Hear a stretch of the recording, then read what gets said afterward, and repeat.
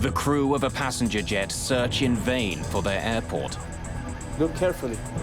Rain is making it impossible to see. Inside, missed approach. Go around. More than 200 passengers are on board. As I turned around, a huge fireball came out. Investigators search for clues.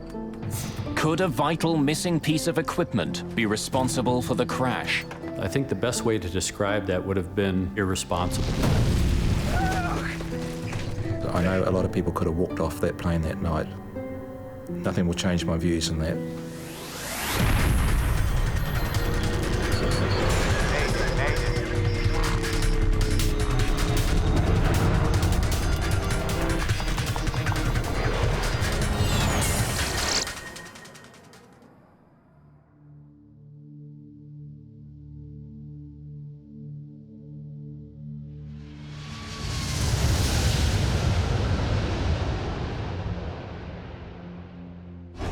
Nimitz Hill, Guam. Once the site of fierce American offensives during World War II, for over 50 years there's been peace here.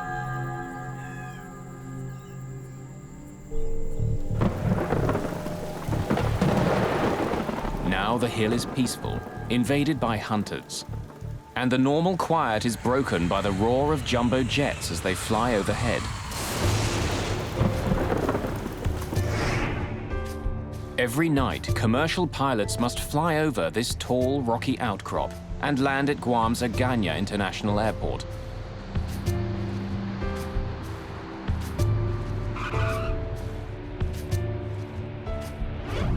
Flights come from airports all across Asia. Just past midnight, on August the 6th, 1997, Korean Airlines Flight 801 is on its way to Guam from Seoul, South Korea. 42-year-old captain Park Young-chol is at the controls. A former Korean Air Force pilot, Park has been flying 747s for more than 6 years. Just a few months ago, he received a Flight Safety Award from the President of Korean Air for successfully handling a 747 engine failure at low altitude. Park is supposed to be flying to the United Arab Emirates tonight, but a scheduling change has put him in command of this shorter flight to Guam. In the cabin, Korean, Japanese, and Western tourists are heading for Guam's pristine beaches.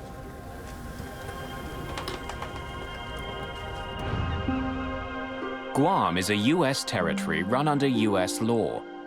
The island is tiny, fewer than 600 square kilometers, but there's enough sand to keep people coming.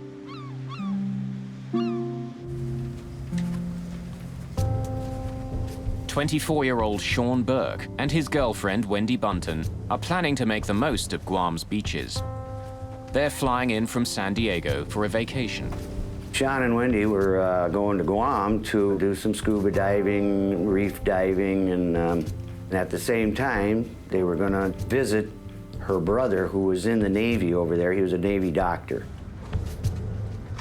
Flight 801 is taking Barry Small back to work. He's returning to Guam from New Zealand for another 6-month contract as a helicopter pilot. But he does it with a heavy heart. The night before I left, my father had a heart attack, and I had to CPR him till the ambulance arrived, and decided to cancel the contract so I could help him. But he was insistent that you must carry on with your job. The flight is still a couple of hours from Guam, when the calm evening is brutally interrupted.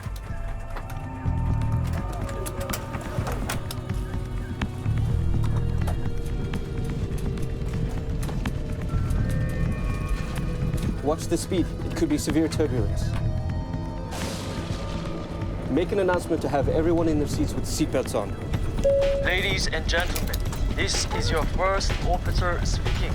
Even an experienced flyer like Barry Small is surprised.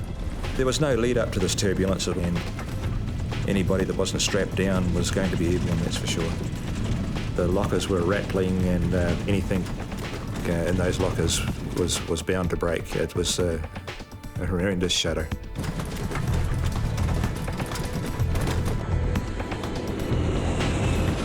It's heavy turbulence. But the crew ride it out. Eventually, the flight returns to normal. We're through it. Let the passengers know.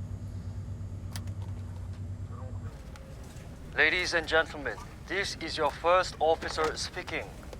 We have cleared the turbulent area. But it's left some of the passengers shaken. Shh. It's okay, Rika. We'll be there soon. Ma'am, if you don't mind, I'm gonna move this duty-free up here for you.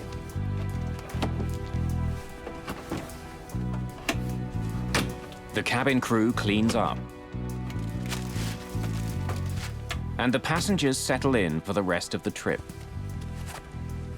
Because of the 12-hour stopover in Seoul and no change of clothes, it was getting rather uncomfortable in a tropical environment, and I took my shoes off just to relax a little bit and feel more comfortable.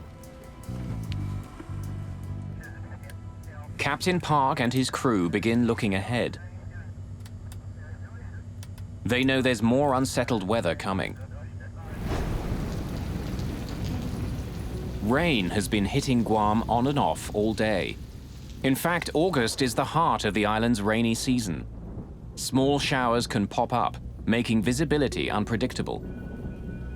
In that particular part of the world, they have what's called a top hat thunderstorm. That is a very small thunderstorm that builds up all times of the day, and it's very short-lived, so it wouldn't hamper the pilot's ability to actually conduct the approach. It's going to just obscure his view for some period of time while they're transiting through it. Just past 1 in the morning, Korean Air Flight 801 makes initial radio contact with Kurt Mayo, the radar controller at Guam's airport. Guam Center, Korea 801, leaving level 410 for 2,600. Korean Air 801, roger. The crew aren't the only ones preparing to land. After more than 3 hours of flying through the night, the passengers get ready for the airport.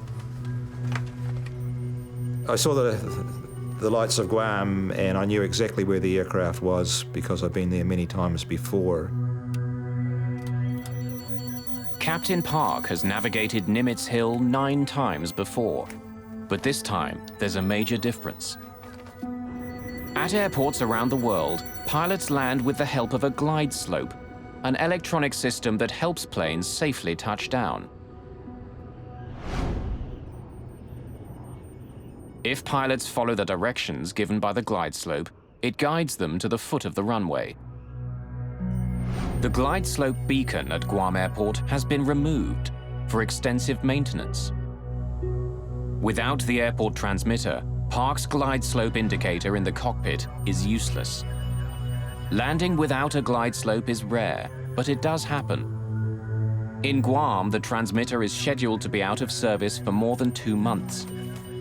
But impaired navigation is only part of the problem. Captain Park is fighting exhaustion.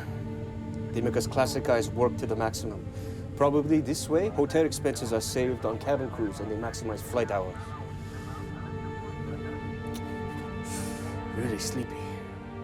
Now, as the plane approaches Guam, clouds and rain block their way. Captain, Guam condition is no good. It's raining a lot. It's been several hours since Captain Park and his crew left Seoul. Now the rain is making the late flight more difficult. Tired and fighting the weather, the captain begins the final approach to the airport.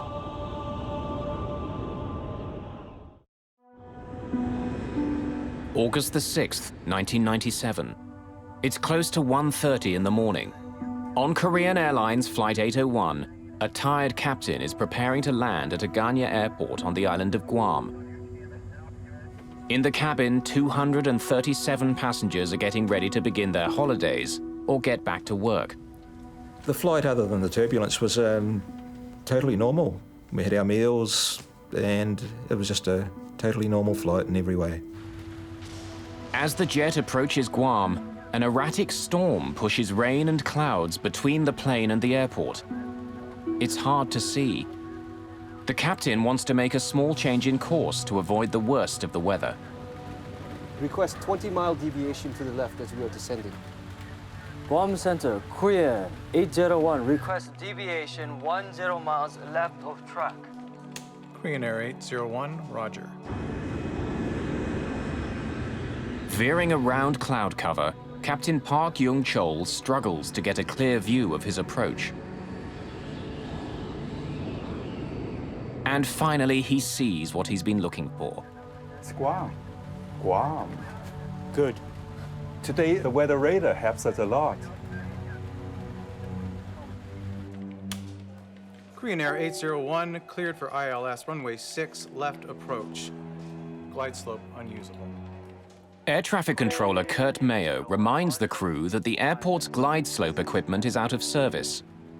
It would normally help them find the runway, but since it's under repair, it isn't sending out any signals.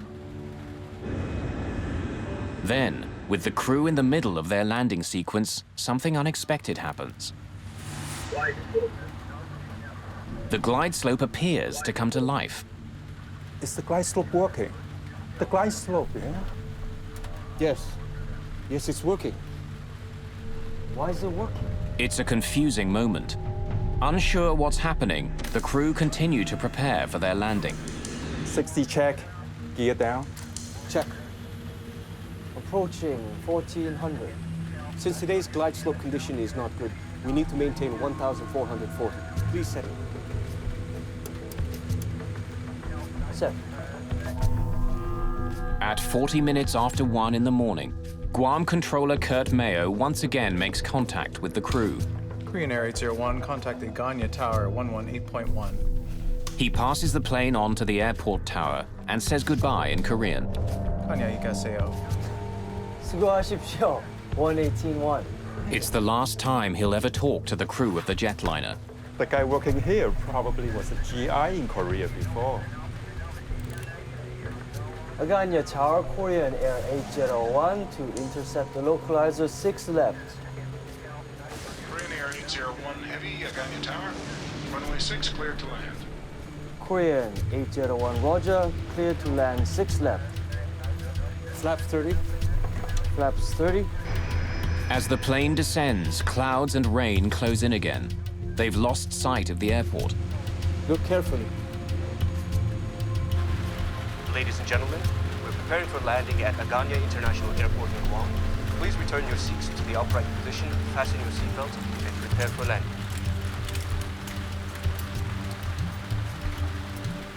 Set 560 feet. As the plane flies closer to the ground, the crew expects they'll see the airport any second, but the rain makes it hard to see anything.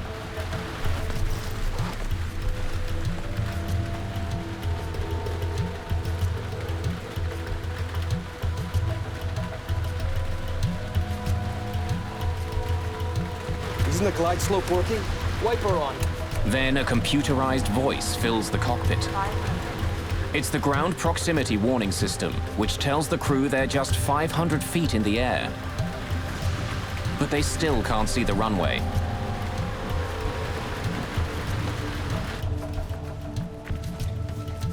I've done this flight many, many times before, and when I estimated we're about 30 seconds from landing, I bent down to put my shoes on.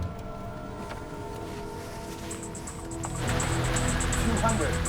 The plane is now just 200 feet above the ground, but still the crew can't see the runway. They're quickly running out of time. Let's make a missed approach. Not inside. Not inside. Missed approach. Go around. Go around. Flaps.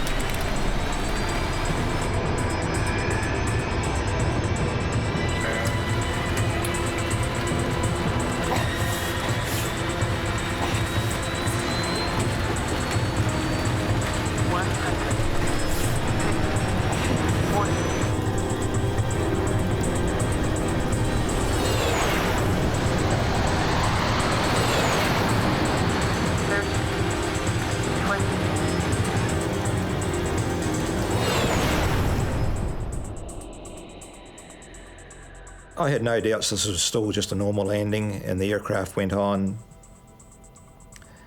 and was decelerating quicker than normal, but nothing to really alarm me.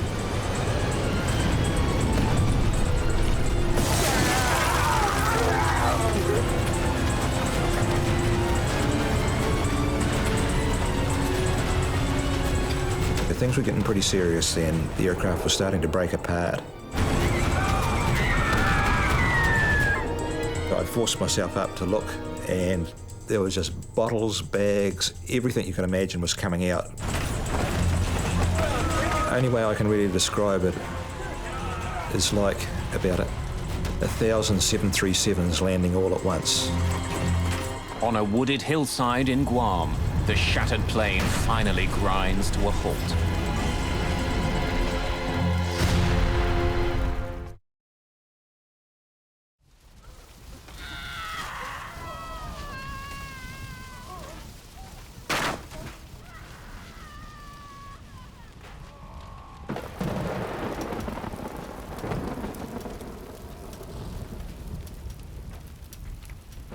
I was too scared to undo my seatbelt at that stage because I was waiting for the next bounce to go over another ravine or whatever was going to happen next.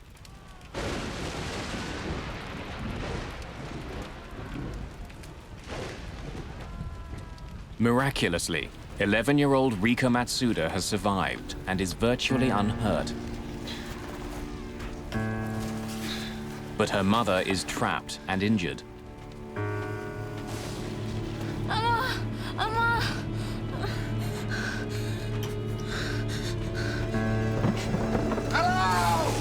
Barry Small is also injured and terrified that fire is sweeping through the plane. The fire started in the front and proceeded from the front to the back towards me. There was no floor lighting or anything like that, but the fire was so intense there was no problems to see where I was going.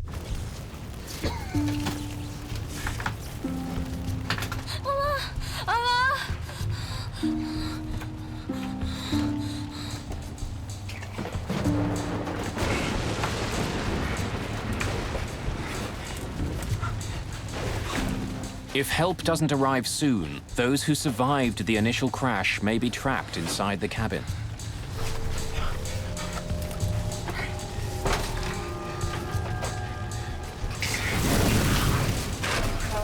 Korean Air 801 Heavy, Tower. How do you hear? Everyone in the cockpit has been killed. But airport authorities still have no idea what's happened aboard Flight 801.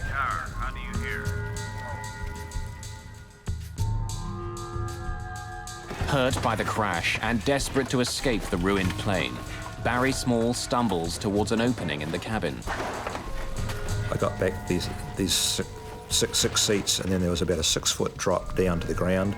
The undercarriage had gone completely. I come across an obstacle that I had to cross because it was the only part that wasn't burning. Here, go! Get over it!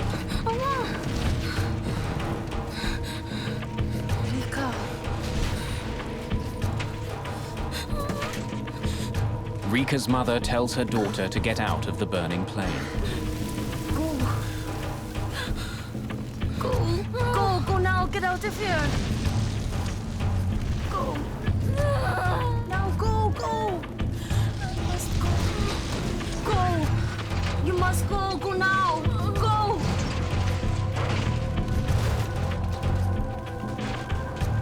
The fire is spreading quickly. As passengers struggle to deal with the disaster, rescue workers don't even know the plane's gone down.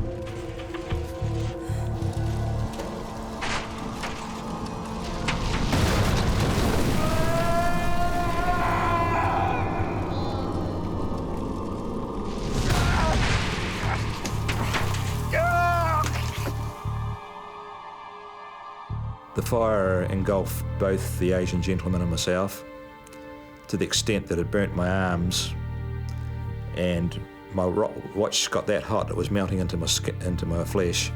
and I had to flick it off. Minutes earlier, Kurt Mayo had passed the passenger jet onto the local tower controllers. Now he learns it hasn't landed yet. Approach Aganya. Did Korean Air come back to you? No. I cleared him to land, and I don't know where he's at. He didn't land? Negative. Oh my God.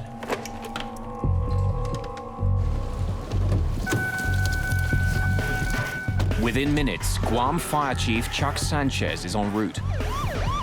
I was thinking, my God, 747, where's it at? Is it on island? Is it on sea? What is the plan here?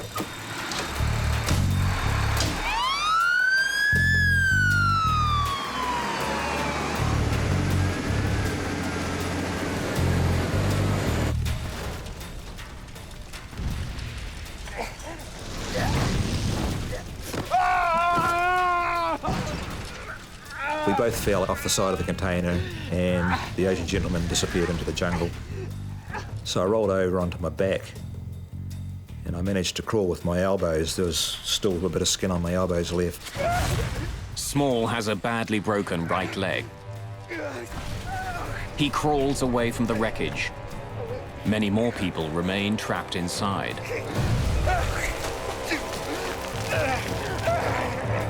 Lying there, it just sounded like a battlefield. It was just like a movie. Things were exploding short of me, going over the top of me. Things were landing beside us on fire. It's just indescribable.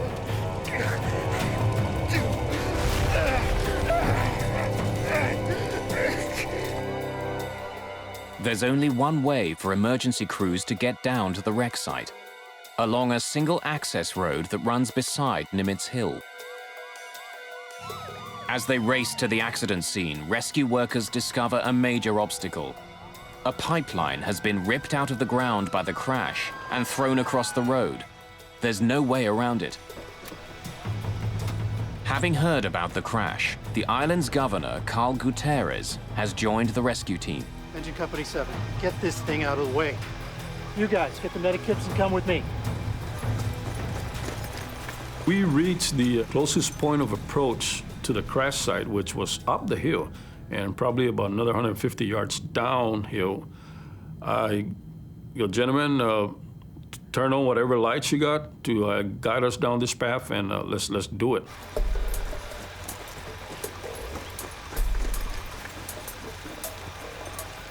We started running and just listening to the screams so we can guide ourselves because there was just nothing but overgrowth on the side of the road.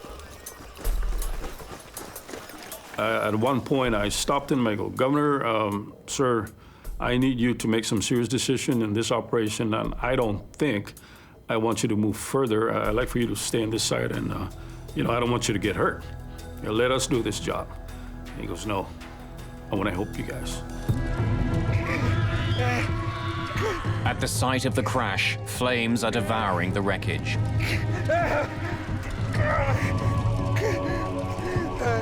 Hampered by his broken leg, Small can only look on as people cry out for help.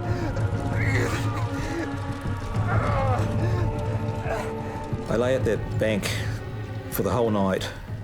During that time, hearing people call out in a foreign language, which initially sounded like good, healthy calls for help, then turned into screams as the fire got more intense.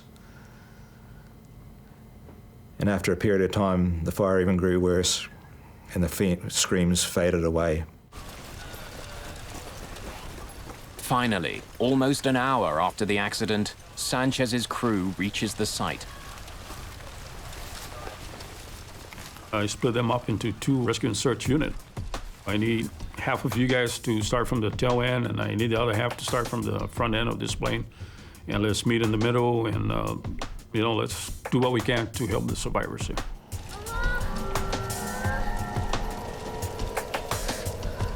Guam's governor, Carl Guterres, sees Rika Matsuda all alone and crying out for her mother.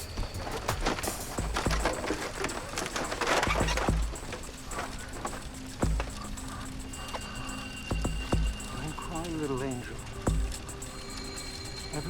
okay. I did not dare let her go. It's something that I almost like there was a bond between me and that little girl. And I found out later she was 11, but she looked really smaller than 11 years old. Fire Chief Chuck Sanchez finds Barry Small in the swordgrass. He gave me his fire jacket and put under my head to comfort me. Here, go. All right, let's go. Later on, he was very distressed that he had to come back and get it back because he was getting burnt, dragging people and bodies out of the aircraft.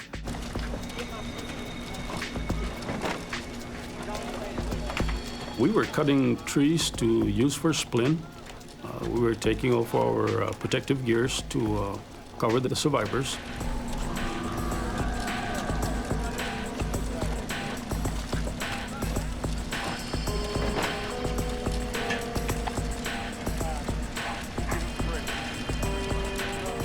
It's clear to rescue personnel that for many, they've arrived too late. But Sanchez isn't giving up. He sends a team to search further into the wreckage. Group 2, start at the tail and work forward. Go.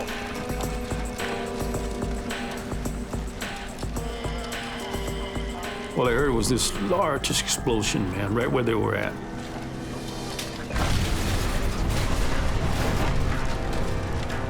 And I go, did we lose our people?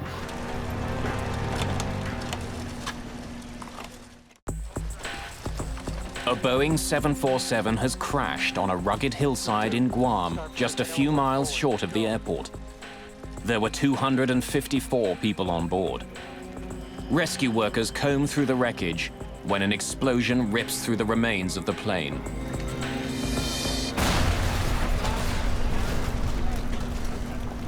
No radio transmission at all. We lost all transmission, and then finally somebody came out. Sir, we're okay. We survived the explosion. Everybody's accounted for.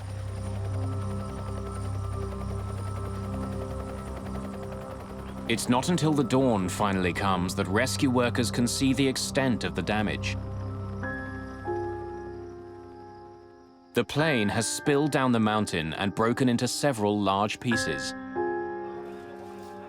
Only 26 people survived the disaster.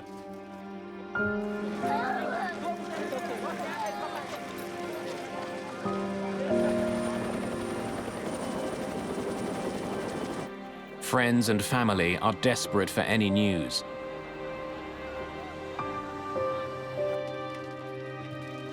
Many bodies are badly burned. Although most of the passengers are Korean, Sean Burke and his girlfriend Wendy Bunton are among a few Americans on the flight.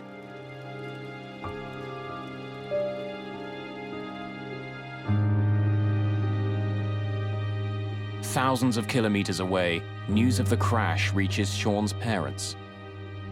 When she hears about the crash, Sean Burke's stepmother doesn't know if Sean is alive or dead. He could have been burned in the crash. He could be unconscious in a local hospital there, and we just wanted to go over and bring him back. So, I mean, because that kept going through our minds that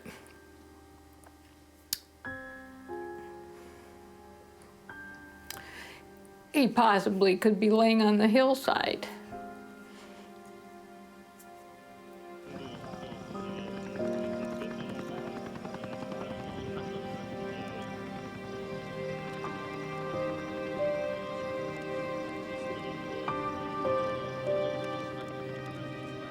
Since Guam is an American territory, the responsibility for investigating the crash falls to the National Transportation Safety Board. Greg Fife is the lead investigator. When he arrives on the site, he has to contend with more than just the carnage of the plane crash.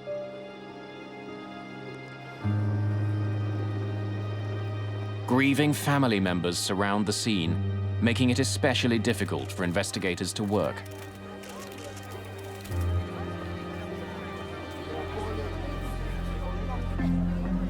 As an accident investigator, you have to keep your emotions in check. It's like being a doctor in an ER room. You see this devastation, you see this tragedy unfolding in front of you. you hear about all of the sad stories, especially when there are kids and innocent people involved. And as an accident investigator, you have to keep those emotions in check because you have to remain objective, you have to remain emotionless to be able to do your job effectively. And we had a whole building full of people just like us. They were all grieving and crying out. It was just horrible.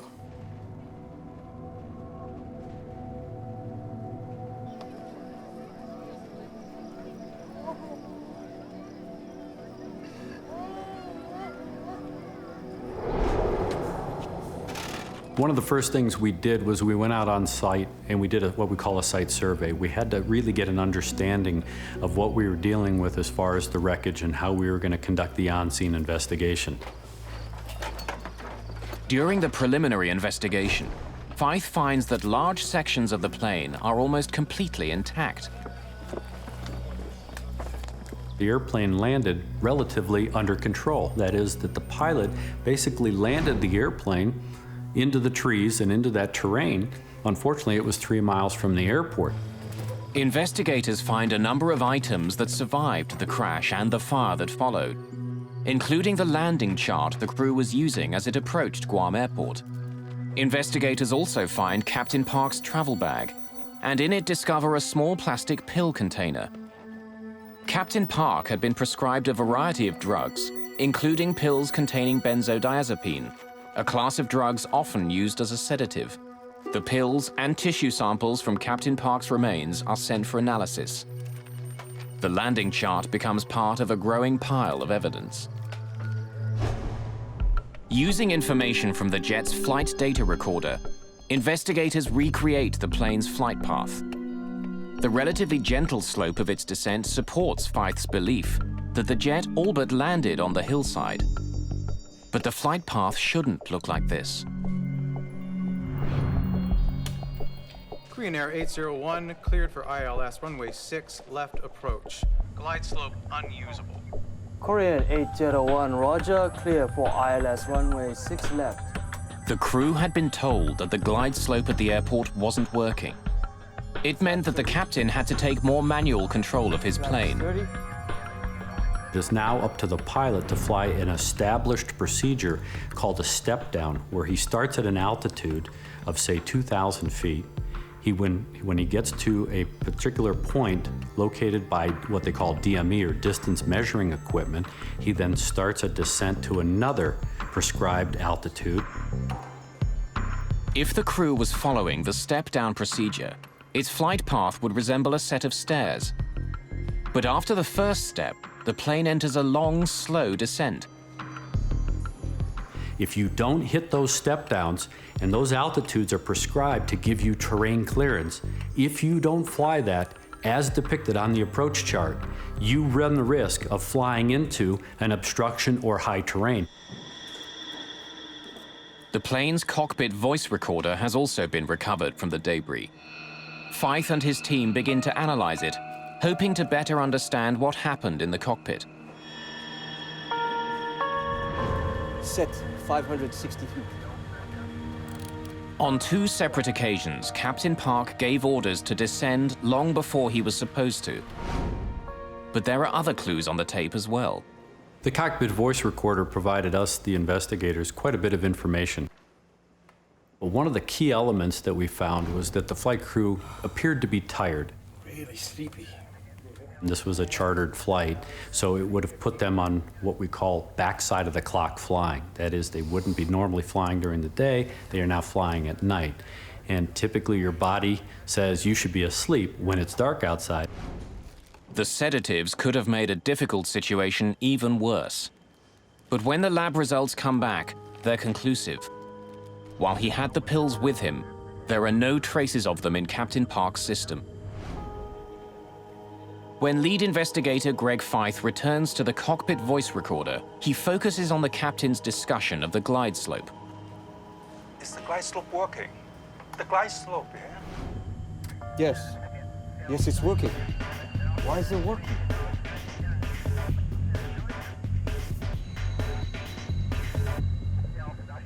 He started to see the glide slope needle move a little bit and started to question the other crew members as to whether or not the glide slope was actually working or not. It's early in the morning. After a long flight, Captain Park is tired, perhaps confused and distracted by the unexpected readings on his glide slope. It became very apparent listening to the cockpit voice recorder that in fact he got fixated. But Fife still doesn't understand why Park's glide slope appeared to be working. Was there a problem on this plane? Or is the equipment susceptible to problems that could affect other jets as well? To find out, he brings in navigation expert Nelson Spornheimer. I spent some time looking at the transcript, trying to determine what the navigation issues were, why a good airplane was in the wrong place, and to investigate the apparent confusion on the part of the crew who thought that the glide slope was working at least part of the time. Spornheimer sends a team of investigators to Guam. They fly over the island, trying to determine whether radio signals from a nearby military base could have acted on the plane, making it seem like the glide slope was working. Glide slope receivers can respond to non-glide slope signals, particularly when the intended glide slope signal is absent. If there are spurious signals on the channel and they contain the right information, they can cause intermittent movements of the glide slope needle. Set 560 feet. But the signals wouldn't be sustained. Like a light switch turning quickly on and off, the glide slope indicator would give periodic indications that it was working, but not for long. My conclusion was that spurious signals, whether they be from other transmitters or failed ground equipment such as personal walkie-talkies, could not cause a sustained warning flag movement. If the glide slope wasn't fully operating, why did Park believe it was? And even if he did believe it was working, why did he crash into Nimitz Hill? Isn't the glide slope working? Wiper on. As investigators continue to try to piece together the causes of the crash, Barry Small is trying to understand why he and 25 others survived. I went to touch my shoes, we hit the ground, and I was accidentally in the perfect crash position by some sort of miracle. An airline engineering apprentice and helicopter pilot, Small understands airplanes. I do firmly believe there are some changes that could be made to aircraft. Small believes that the way crossbars are built into aircraft seats caused one of his legs to break, but luck saved his other leg. My right leg went forward and crashed into the bar in front of the seat and broke. My left leg was saved by my carry bag stopping my leg going forward and hit that bar. Still able to walk on his one good leg, Small escapes while others remain trapped inside.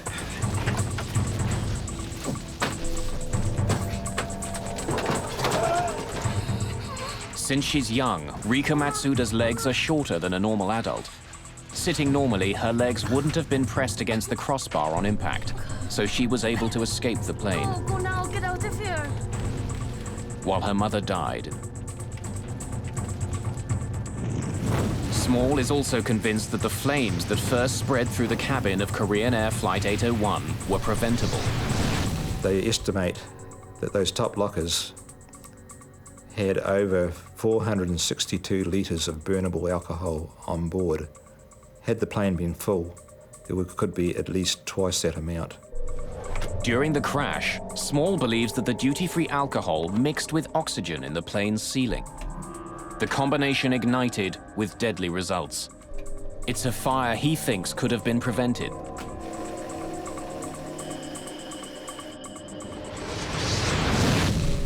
Why have this risk, alcohol and oxygen?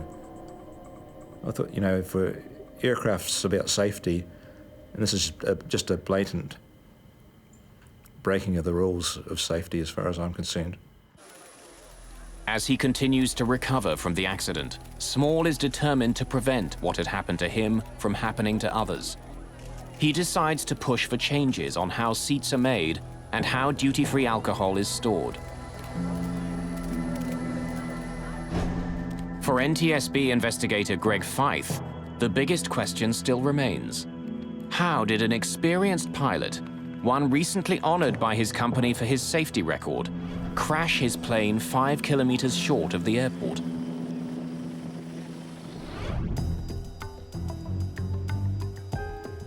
As the investigation continues, he discovers that the landing chart the crew was using was more than 6 months old and out of date. It's an indication that the crew could have been better prepared for the landing.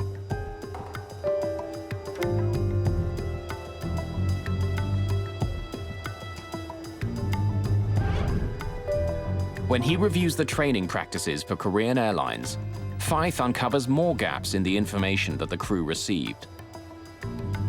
We found that the Korean Airlines flight crew had all of their training based on airports with approaches where the DME was always co-located at the airport. DME is distance measuring equipment, electronic beacons that tell pilots where they are in relation to the airport. Often the final beacon is found at the foot of the runway. That was not the case in Guam. The airport was in fact 5 kilometers further on. Struggling to see through the rain, Park was unable to find the airport.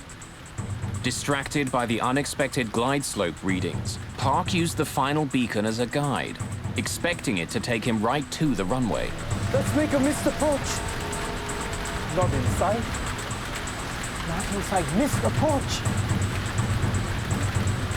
Go around. Go around. Flaps. It's clear that Flight A01 flew an approach about 3 miles premature. In other words, the descent was about 3 miles early. It was a nominal approach otherwise, just to the wrong location. We think that based on fatigue and some of their training, that in fact, when the flight crew crashed the airplane, when the counter got to 0, they thought the airport should be there. A fully loaded 747 weighs more than 200,000 kilograms. Like an enormous ocean liner, it can't change course quickly.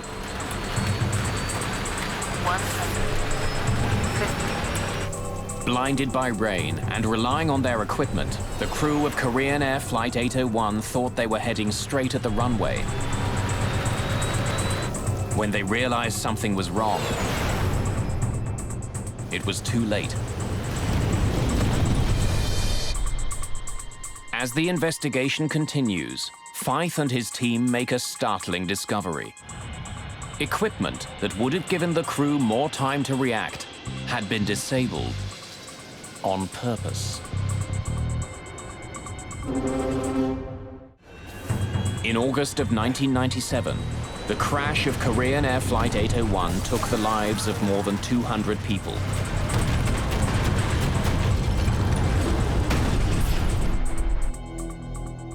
The final accident investigation report is published more than 2 years after the crash. It lays blame on the Korean Airlines training methods and the crew's over-reliance on the jet's automation. But it also has sharp words reserved for the FAA, the body that regulates air travel in the United States. Because of an FAA decision, a critical piece of technology that could have saved Flight 801 was intentionally disabled. The Minimum Safe Altitude Warning System, or MSAW, is a standard piece of equipment at major American airports. But in Guam, the FAA had made a critical alteration to the way it was used. MSAW uses radar to watch the planes as they come into the airport. If they're too low, a warning is given to air traffic controllers, who can then relay it to the crew. But in Guam, the system kept giving nuisance readings to controllers. The controllers kept getting these nuisance warnings. They redesigned the software and moved the limitations of the MSAW further away from the airport, where it afforded no one a level of protection. Instead of watching the planes as they neared the airport, the system in Guam now tracked them when they were more than 80 kilometers away over the ocean. I think the best way to describe that would have been, and should be, irresponsible. Because you've taken this system that was designed as a level of protection, not only for the controller, but you've taken the protection away from the flying public. For the passengers and crew of Flight 801, the lack of the MSOR system sealed their fate. If the system had been working, the crash could have been avoided. Without it, the crew had no warning at all.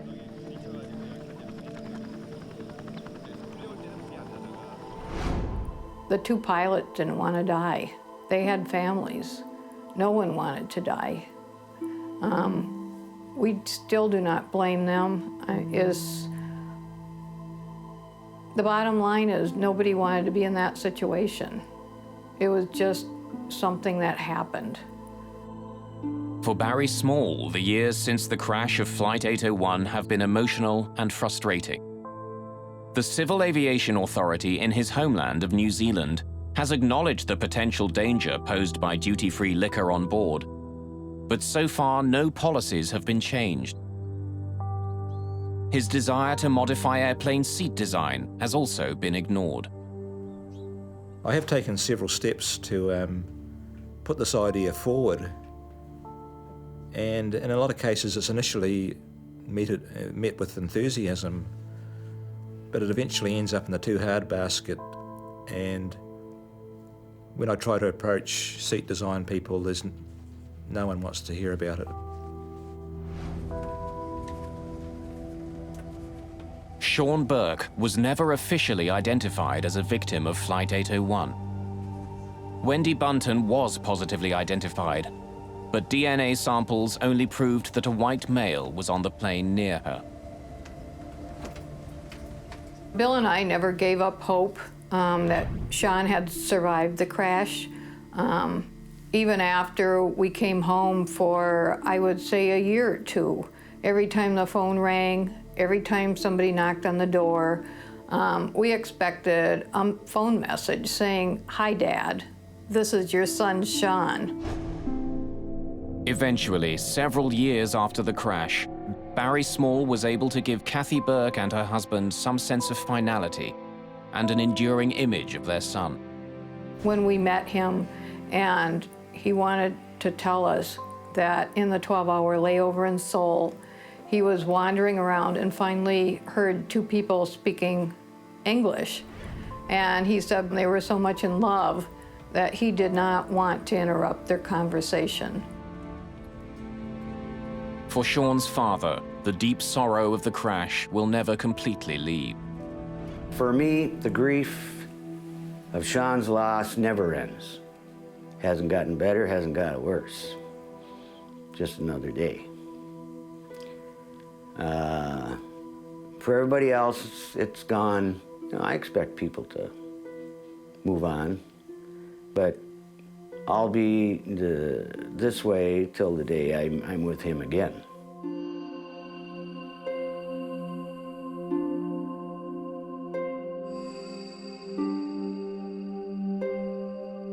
For Barry Small, there is anger too, but also incredible gratitude for surviving. So many people have told me that I survived for a reason. I've been searching for that reason for 9 years now. And I truly believe if someone would listen to my story about the oxygen and alcohol and the improvement of the seats, that I could justify in my own mind that I don't have to feel guilty about surviving.